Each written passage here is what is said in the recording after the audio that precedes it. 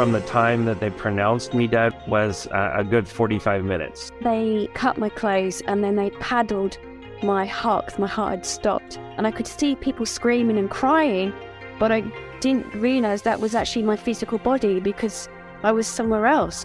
The only thing that I could feel, if you can imagine, absolute love and peace. There wasn't anything else to be felt. I was greeted by people I'd known in the past. I'm back home again. Incredibly safe and felt at home. Welcome to Round Trip Death, everybody, and welcome to our very special guest today, Felice DiMartino. How are you? I am wonderful. Happy to be here. Thank you. Good. Felice is a barrel of energy. We are going to have fun today. And I'm going to tell you, for our listeners, you're going to find out what it's like as a pedestrian to get hit by a pickup truck that's going 30 miles an hour or so. So with that in mind of what's to come, would you mind just taking 1 minute and tell us a little bit about you so we can get to know you, Felice? Sure. So I am a mom. I have 2 adult daughters in their early 30s. I am a former Montessori educator in a Montessori school and consulting for training centers. And I have a loving, wonderful family that I am extremely, extremely grateful for. And all the ways that I identified myself in my before the experience has all shifted, right? It's been a really big identity reboot. Do you have any grandkids? I do not have grandkids yet. Get those girls going. Well, let me tell you, personally, not that it's up to me, I'm not ready. Like, I know, again, it's not up to me, but I have a lot to do and be and express before I want to be a hands-on, full-on grandma. So there's that. You can do both. Don't worry about it. All right. I want to jump in and find out. Let's go back to this day, December 2nd, 2015. Correct. What was going on this day that led up to this horrific accident?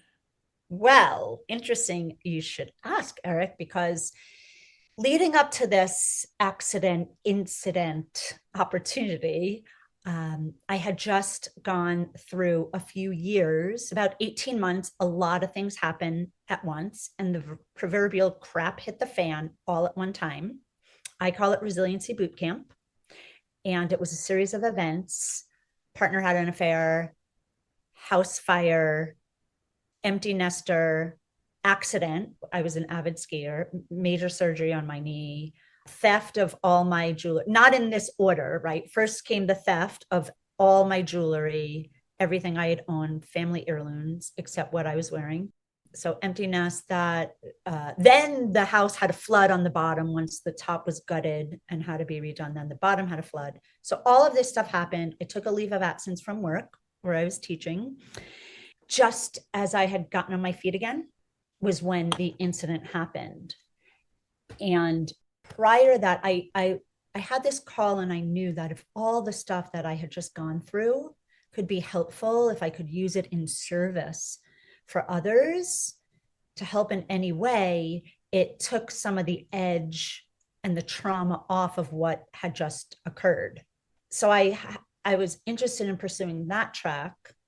And I was also being called to either do that or expand upon what I was doing in Montessori education.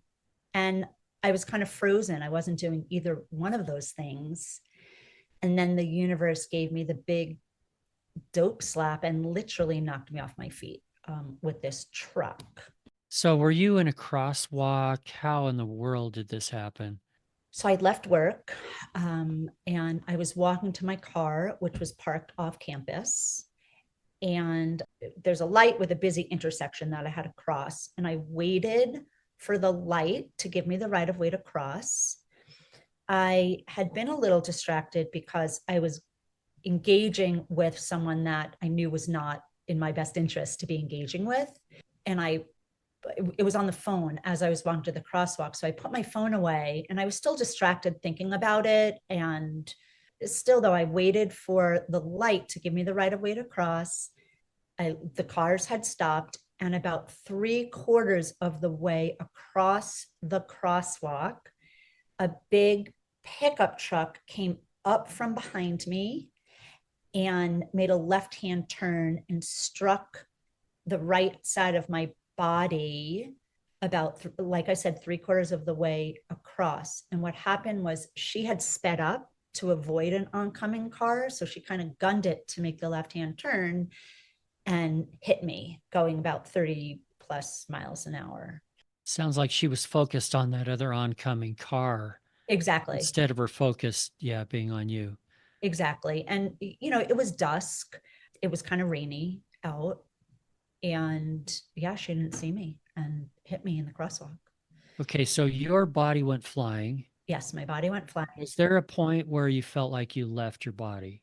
Yes. So what happened was I whipped my head around to the right, and this came to me after this very viscerally, this visceral memory came up after, about how I whipped my head to the right, although time felt like it stopped. So that moment was elongated, that I whipped my head to the right and I made eye contact very briefly with this pair of eyes that was in complete terror across the truck, because it was to the top of my nose, right where my vision was, across the hood of the car. And I had a sense of falling.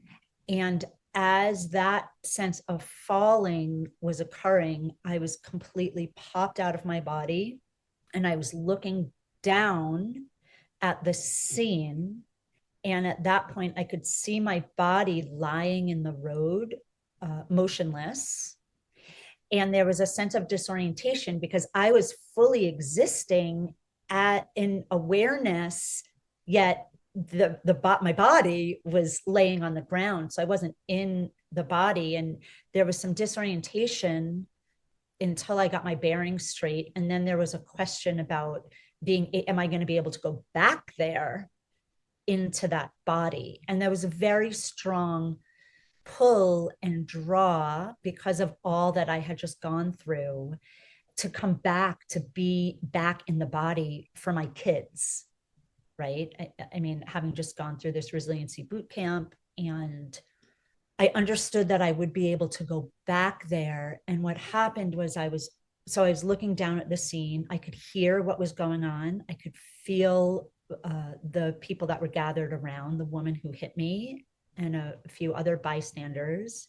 I could see in a multi-directional view a woman going to the cross street to stop traffic. So I had this bird's eye view of what was going on. And I also had a sense that it was this limitless space, yet there was like a spotlight was going on in this assessing period. Wow. Yeah. Did you feel like, I'm having a hard time putting this question together because I'm envisioning this whole thing happening, right? And you are up in the sky looking down on the whole scene. Was there a point where you went someplace else? Yes. Let's talk about that. Okay. So it looked like my body was in one piece. From that vantage point, there wasn't an awareness of what was going on internally in the body, which was multiple fractures, internal bleeding, organ swelling and damage, a cracked skull and brain, massive traumatic brain injury. I couldn't see the blood that was internally or coming from my skull. And as my body, it felt like the physical form was slowly losing vitality, right? It was shutting down, and these organs were slowly bleeding out. I was bleeding out from my pelvis. And I had the experience in the state I was in of lifting higher and higher and higher above the scene. And that part of me that was existing was being more energized. So that's where all of the, I want to say life force not life in a body, but that's where all of the energy was being infused to the state that I was existing as the body was shutting down. It's interesting that you felt, although it sounded like you felt sort of at the same time, hey, I want to go back to that body. Did that last? Did that change?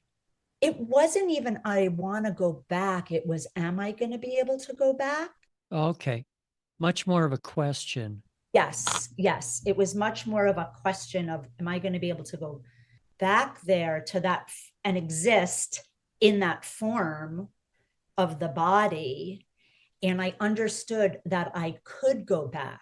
So that comes up a little bit later, right before I came back, after I experienced what I experienced. Yeah. It's just interesting, that connection. And your girls were what, teenagers then? Young teenagers? They were both in college. So they were late teens, early 20s. Yeah. 18, early 20s, but you still felt like they needed you. Oh, yeah. You felt that connection. Yeah, that connection. And because I had been doing a lot of healing and they had gone through trauma, witnessing their mom going through trauma, right? From all that had just happened, and really feeling that we were in this healing phase, right? Or me as a mom really wanting to show up more fully again. And I'll get to this, but what happened is, before I came back into my body, there are different, I'm going to call them vibrational frequencies or dimensions or planes of existence that I experienced before I got to this point. When I was coming back into the body, there was a sense of urgency that, and again, I'll share about this, with this presence that was other than my own, that was sharing with me, if I wanted to go back, I needed to get back. Like, it was time. I had to get back because my body, again, was bleeding out and there was a lot going on internally, that it was time. I don't know what would have happened if I had chosen, or if I didn't go back at that moment when the urgency built to, all right, if you're going back, you have to go back now. Okay. Well, go ahead and tell me what happened next, as you can remember it. So it's very clear and very vivid. So there's not really, it's interesting. I don't feel like I have to remember it. It kind of lives inside of me as this experience. And as I was lifting higher and higher above my body, I found myself in this pure blackness. And it was an illuminated blackness. I say blackness, yet it's like, we don't have words for these states or colors. So I'm doing it the best that I can, but it was blacker than black, and it had a sense of being illuminated. And in this state, there was simply being. There was no worry, there was no fear, there was no separateness. I was simply part of the blackness. And I say and I indicates that there was a separateness, yet there wasn't a separateness. It was simply being a part of this expansive beingness of this illuminated blackness. I do not understand what illuminated blackness means. I know, it's like, there was a luminosity in the black. It was like a shining quality that shone from within it. Almost like, would it be kind of like black paint, that it's really shiny, has a super glossy tone to it? Sure. That would be great. Yes. Maybe that's the only thing we can relate to here. Yes. So, yes. Okay, keep going. So I was simply in this space, merged in with this blackness. It was simply being. It was like pure presence, a pure state of being. And at some point there was a quality of a shift. I want to say there's a quality of it was still a blackness, yet it shifted a bit to have this quality where it felt like I was floating in a cocoon, and I was aware on the periphery that there were others like me floating in cocoons, and they were other than me, yet we were all had a quality that we shared. We were all made up of similar material. And in that state, there was an understanding that this was a waiting place of sorts. And as I was floating, there was no worry, there was no doubt, there was no fear, there was no, again, it was a quality of simply being, yet there was an understanding that there was a waiting for something, and an energy, what we call thought, I'm going to call it an energy packet, started to come up from within that space of, well, if this is a waiting place, what is the waiting for? Like, what are we waiting for? And as that built up, I was immediately met with what I was waiting for. And then I was in this place. And I say that that's the seed of the law of attraction, right? Because there's no density, there's no resistance, there's no the ego questioning, there's no fear about what it is we're waiting for. It's completely met. It's like the second you have a thought, or this energy packet of thought culminates, you're instantly met with that which it is that you were having the thought, the wondering about. Do you have any questions before I go on? Yeah, I do have one question. What do you make of the cocoon? I don't know that I've heard that description from somebody before.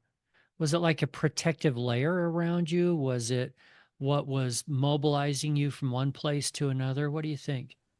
It felt like it was, it almost feels like it was a membrane around me that was, I went from this sense of being fully in communion with everything in the blackness to having a sense of being a form that was, I don't want to say individualized, yet that was distinct.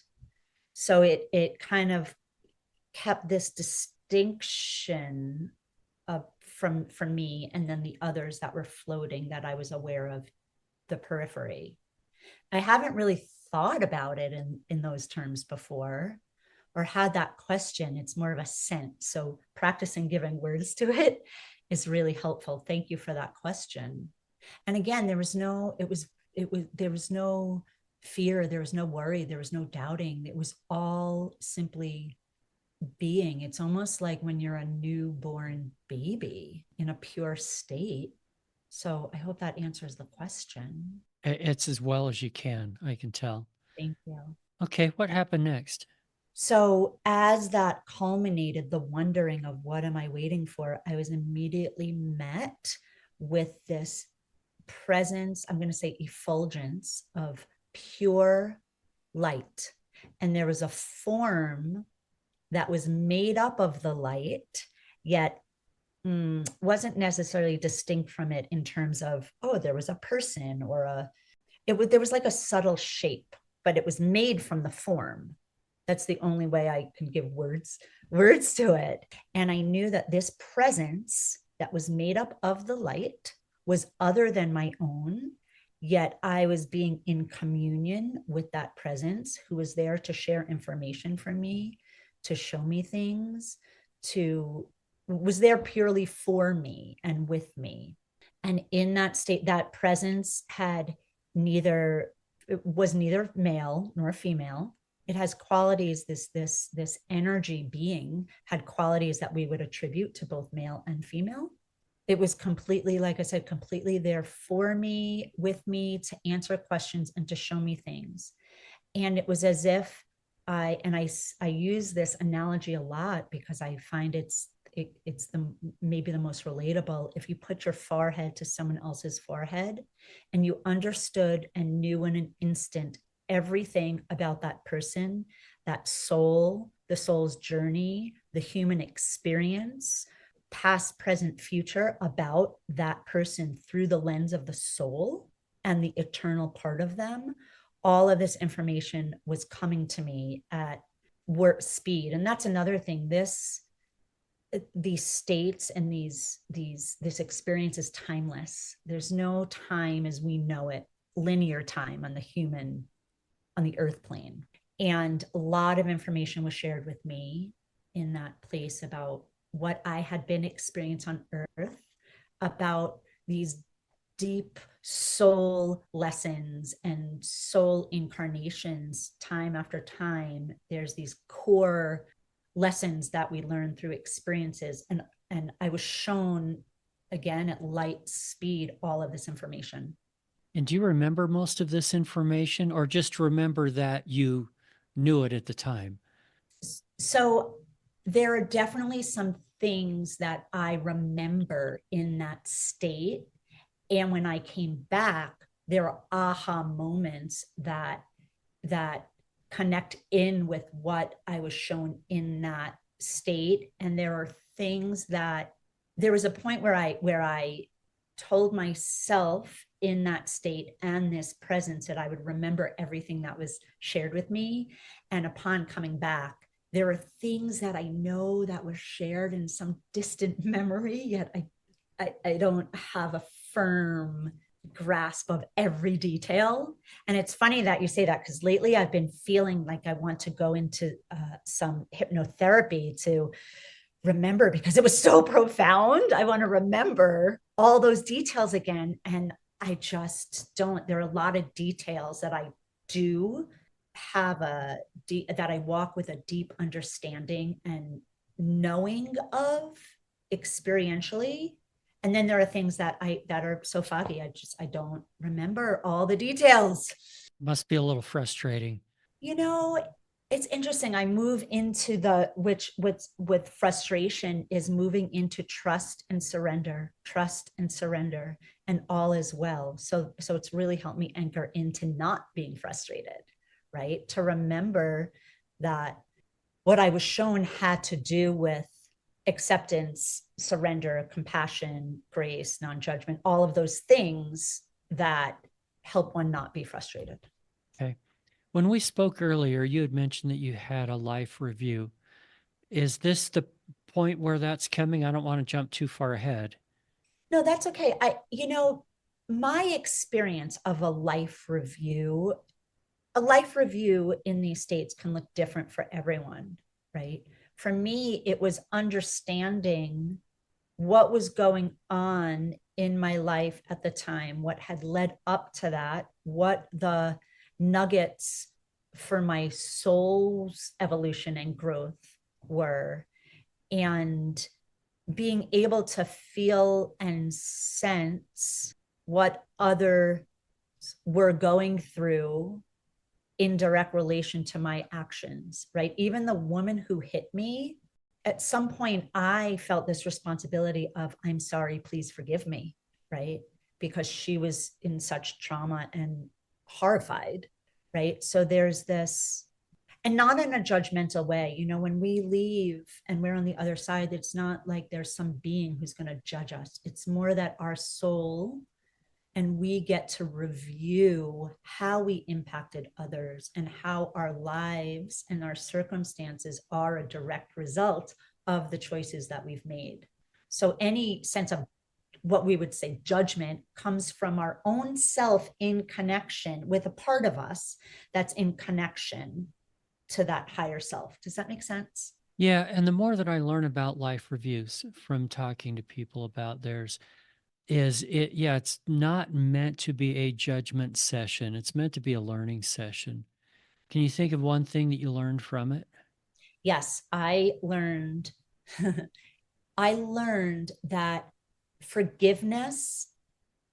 So I heard three major things before I came back and in that state. And one of this is that I had the experience of all is truly well, and that there are pillars of all is truly well. And at the time that I got hit, I was engaging with this person who had an affair, right? There was this betrayal. And I understood about the different layers and levels of forgiveness, that he was just being who he was being in his own soul's learning and growth and evolution. And I was able to come back when I came back and have a deeper sense of compassion and recognize that, and I don't know if this is answering the question, that as souls, we're connected. We exist on multiple planes of existence, right? Some are through the felt senses, and some are through senses that many people don't have access to because they haven't been cultivated. So on a soul level, you can be connected with someone and you can have compassion. I'm getting kind of off tangent, but you can have compassion and forgiveness and understanding and give them grace in their humanness. So I think I was shown and understood about deeper levels of forgiveness, including self-forgiveness and the ways that we're so hard on ourselves and hold ourselves to standards that are dictated by society and culture that we live in. Forgiveness is one of the toughest things for us to do in this life. Did you learn some kind of a secret of how we can more easily or more fully forgive others? Yeah. So what I was shown is that, I was a person that walked around with not a lot of boundaries, right? I would see the essence of who someone truly is and treat a person as their potential rather than who they were being. And in turn, then we get physically, mentally, emotionally, we suffer. Forgiveness ties into expectations, the expectations we have of others and of ourselves. And what I was able to understand deeply is that, and it ties in with boundaries, is that you can acknowledge the essence of who someone truly is and pay attention to who they're being and have boundaries, especially when you're not safe in any one of those realms. Forgiveness, it's like if we can do that, we're then in less situations where forgiveness is, number one, called up to be looked at. I was shown that forgiveness really is, it truly starts with oneself. For example, oftentimes we know what we know that we know that we know, and we don't pay attention to what we know. And then we move to situations and circumstances where maybe we feel like we have to forgive ourselves for not listening to that inner nudge and what we know. So the practice of listening to oneself and your body and your own indications creates less circumstances. It creates more alignment with acceptance of self. I don't know if this is making sense or if I'm getting off on tangents. There are layers to forgiveness. There are layers and levels to forgiveness. Giving ourselves clock time, like there's a lot of things about forgiveness and ho'oponopono, right? Forgiving oneself, forgiving others, asking for forgiveness. And to be gentle, it's, our body has a clock time. And to not be hard on ourselves for going through the different stages and levels of forgiveness. Time does its thing. Time, earth time, linear time, clock time for the body does its thing. And as time goes, the body is able to discharge and come into more of a neutral state where forgiveness is then possible because we're not as triggered. I know this is a long talk around. I hope this is making sense for people. Yeah, I wanted one sentence that would just wave a magic wand so I could go, okay, I want to forgive this one person. Darn, it doesn't happen as easy as I want it to or as fast as I want to. I want to forgive this person today, but I have these hard feelings still that I have to get over. How about this? How is this for me? What is this showing me? What can I do with this? How can I grow from this? Asking yourself those questions rather than allows us to open up to more of a space of forgiveness because everyone is our teacher. Relationships are our teacher. So when we can shift from a victim, which often goes hand in hand with forgiveness, right? Because if you're feeling like a victim at the hands of someone else, then there's a reason is created to forgive that person. So I feel like it's clock time for the body, and it's also moving from a victim mindset, like this was done to me. And I'm not saying whether you believe things are done to you or for you, I'm not getting to that. What I'm saying is we have a choice to say, how is this for me? And then we can move more easily into forgiveness. Is that helpful? Oh yeah. I'm a huge believer in it. Like Yeah. forgive as fast as I can. That's why I just wish I were even better at it. Something I've tried to cultivate and develop over the years. But this is about you. Let's keep going with your experience. And I realize this may not be a completely linear thing. So when I say, tell me what happened next, tell me what else happened. So I was in this state. All of this information was being uploaded, downloaded. I understood the nature of the ego mind, the nature of being human, what was going on in my life at the time, on a personal level, and also how it is to be an embodied expression on the for all humans of the love of that source energy, of being in alignment with the voice of our soul. So what was shared with me was related to my path in particular, and in general about the humans and humaning, as I'll call it, and being incarnate in a body. And at some point, there was an urgency to get back into the body. There was an urgency of, if you're going back, you have to go back now. And that urgency started to build. One of the last things that I heard was, when you go back, it's time to live big. I heard it loud as and clear as we're talking now. When you go back, it's time to live big. And I knew in all different ways what that meant. It's time to live big. And I said to this presence right before I started to have this sense of descending down, who are you? And I heard, I am you. And then I was left with me.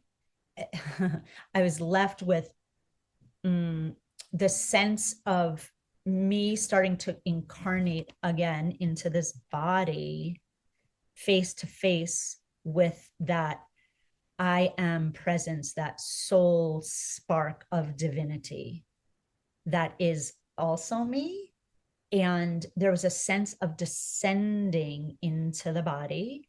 I also, at some point around this time, heard and could see, as I got lower and lower, there were EMTs over me and they were talking, and I saw my mouth moving, but I wasn't there. I was witnessing and hearing with senses that are others than the sight and hearing. They're like amplified senses.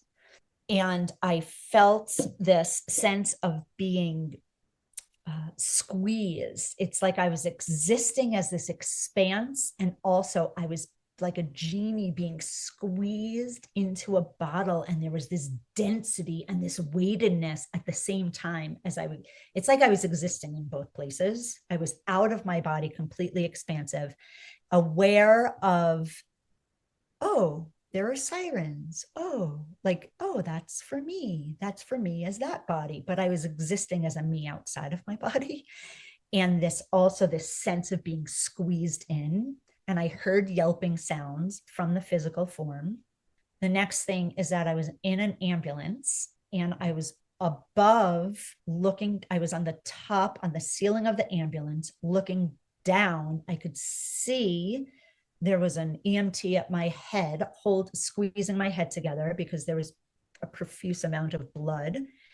And they were doing whatever EMTs do in the ambulance, right? And there was someone talking to me, and I was popping in and out and also existing in both places at one time. Mm-hmm. You were half dead, half alive, basically. Yeah. And again, I couldn't see what was happening internally. So when I came in to fully back online, I won't say online, but I was still existing outside for so long. I was in a trauma unit. They took me to a further hospital because it had a level 1 trauma unit, and there was organized chaos going on around me. There was one nurse that I remember had this very soft, warm, motherly, nourishing, nurturing energy. Otherwise, they were like, it was frantic, right? Here comes this woman who's been hit by this truck. So that's what happened. That's it. Is there anything that you left out? While you felt like you were out of your body, was there anything else that happened or that was communicated to you or that you saw? I was able to see, understand, feel, know with a capital K, know, in a multi sensory, multi understanding way that all fit together.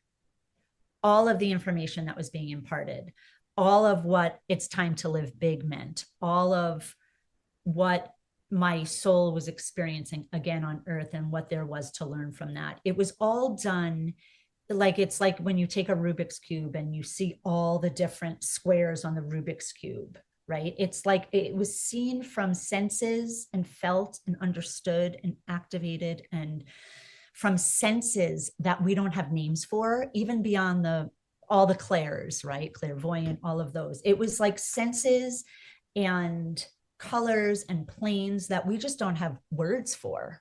So yeah, and the biggest thing is for me is coming back is really integrating. I've really learned a lot about actually being embodied and grounded on the earth in a body. And our bodies are these amazing tools of information, and we have wisdom encoded in our bodies, and that we don't need to have a near-death experience to access expanded states of awareness, to access deep soul rememberings and deep soul knowings that children are born with. Children come into it until they grow up and things happen, right? It's like we can return to that state. And do you feel like that is us remembering what things were like before we came here to Earth and were born? Or is some of that genetics from our ancestors that is passed down? Which do you think that is? Both. Okay, that makes sense. Yeah, both. And, in ancient times, when I came back, there was a lot of, yes, my body had to heal because there was a lot of trauma. I had to learn to walk again and talk again. And I was in rehab and I had visiting nurses. There was a lot going on. And I felt so blessed by this experience. And I had a very hard time knowing where my body began and where other energy began. It was like walking as this just big energy field. So I took a lot of trainings and courses and certifications to be able to harness all of this energy. Like, what do we do? What do I do with this? Right? How can I use it of service? And service is huge. When I was told all is truly well, there were the pillars of all is truly well that I was shown, which are gratitude, faith, surrender, compassion, service, love. I'm sure there's more. I was shown a lot about intention. So there's a lot of different things that we didn't get to talk about because I went on and on about forgiveness. Well, we'll come back to some of this. I have one more question about the NDE itself, because you talked a lot about this being, and I believe your words were that you learned that the being was you. Is that exactly what it was, or was the being separate, but you were learning from the being? There was a presence that was other than my own, yet that when we could merge together for this presence to share information with me. And I came back and I said, "Who are you?" And this presence said, "I am you." And then I was left almost looking at myself. It's a part of, and we all have this, it's a part of my higher self, that eternal place within that is in communion with the great eternal source. So it was that. Is that more clear? It was like the spark of divine. It was a spark of the divine, right? And that we are all co-creators. This presence was showing me how our intentions, how our co-creations, we are all have this ability to be co-creators. And this presence was at a vibrational frequency that some may call the angelic realm. Some may call, for me, it was a very pure, crystalline, diamond, like this pure light energy. So this presence existed at a vibrational frequency that also exists within me. It exists within all of us. Yeah, we're all connected, yet this presence, as you call it, you've called it a being and a presence and a couple other things. I'm just trying to figure this out just a little bit more. A lot of people use the term guide or spirit guide. Did you feel like this presence was a guide for you? Yes.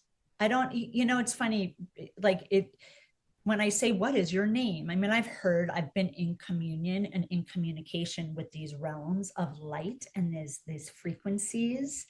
And the name isn't as important as the essence and as the frequency itself. So some people would call it an angel. Some people would give it the name, a light being. Some people, it was a very high presence and it was very familiar to me. It knew me and I knew it. Okay. Let's talk about what's going on now for just a minute before we move on, about what's going on with your body down here. Laying in the street, paramedics come. We already heard about the ambulance a little bit. Do you have an idea of, do you know if your heart actually stopped? Not that that would make this any less real. I'm just curious. Yeah, I didn't have paddles on my heart. What I was able to see, understand, know, feel is that the physical organism was shutting down. And I've used this analogy, it's like a tea kettle, right? When you have a tea kettle and you put it on and the water starts to evaporate, it's like the water was the body starting to evaporate and the steam was starting to rise as the body was starting to shut down, like the steam being the state I was existing in. Yeah, that makes sense. And if you didn't get back in this certain amount of time, it was just going to be too late. Your body would be too far gone. Yes, there was a sense of you need to get back. Like it's if you're going back, you're going back. You have to go back now if you want to go back. Yeah. Okay. All right. Let's get back to where we were. Things that you were learning from all of this. Let's talk about some more of those. You mentioned all is truly well and some of those things. How about living big? Yes. You said you knew exactly what that meant. I don't know what it meant for you. What did it mean for you? So I was not living in that moment. It's like when we play small out of fear, out of excuses, out of our ego's drive to keep us safe and comfortable. I was having these deep inner soul nudges and callings, yet I wasn't doing any of them. I wasn't listening. So, living big, it could be, yes, it could be you go on, you have this big dream and you go for it. It could also mean your soul is calling you to eat a certain way. It's living in alignment with your truth and with that inner knowing, right? Acknowledge that all the reasons and all the excuses and all of the this, that, and the other thing come in the way, and finding ways to live in alignment with the voice of the soul. So there's that. And there's also, I don't want to, I want to be very careful that this doesn't come across as a spiritual bypass kind of thing, because there are real traumas that happen in people's lives and that hijack the primal brain, that keep us from doing certain things because in the past it hasn't been safe. So it's living big for me meant paying attention to the voice of the soul and continuing to return back to that place and being on purpose. There's a lot of talk about purpose. We all have this shared purpose to remember who we truly are as love, that we all came here to be embodied expressions of love, knowing itself. And then we have our individual nuance ways and paths of how we show up in the world with that. Physically, how long did it take for you to recover from this? Oh, goodness. Well, I still have to be kind of aware of certain things. I was in rehab, then I had visiting nurses at the house and OTs and PTs that would come. Sounds like a few months. Well, at least a few months. I mean, even Okay. now, if I'm doing too much yoga, I hyperextend my hip flexor. But yeah, it was pretty intensive. I'm going to say for the first 2 years, really. You came back from this a different person. Mm-hmm. How did that affect your relationships with people around you? Well, there's a part of me that was, it's interesting. I would have these questionnaires to fill out, like, what are your preferences? What do you like? And I was a totally different person when I came back. So it took a little while to say, well, who am I now? What are my proclivities now? My family was extremely supportive.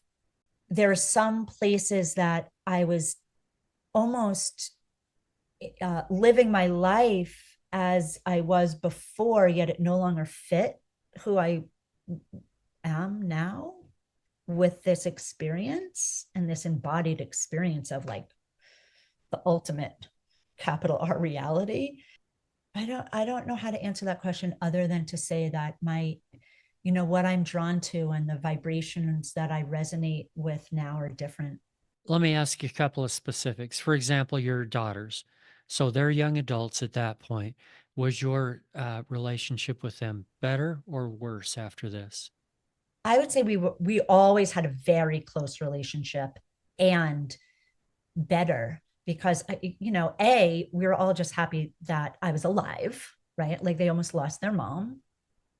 B, you could walk off the street and get hit by a truck tomorrow, literally. So living authentically and expressively and from the heart deepens relationships. So although we were always close and supportive, there's no there's more expression, I would say now, like this authentic, deep conversation expression, right? There's no holding back in the expression of love and acknowledgement and understanding and compassion and accepting that everyone's on their spiritual path, everyone's on their soul path, and allowing people to be who they are. Thank you for listening to part 1 of our discussion with Felice. Part 2 will be coming out later this week, and in it we'll hear more about how her life changed from her NDE, and we'll talk about the shared death experiences she had with her father and grandmother, and a whole bunch more. To be alerted as soon as part 2 is live, be sure to follow or subscribe to this podcast, and click on over to roundtripdeath.com to sign up for our newsletter updates. Until then, I wish you everything good that you're looking for in this life and the next.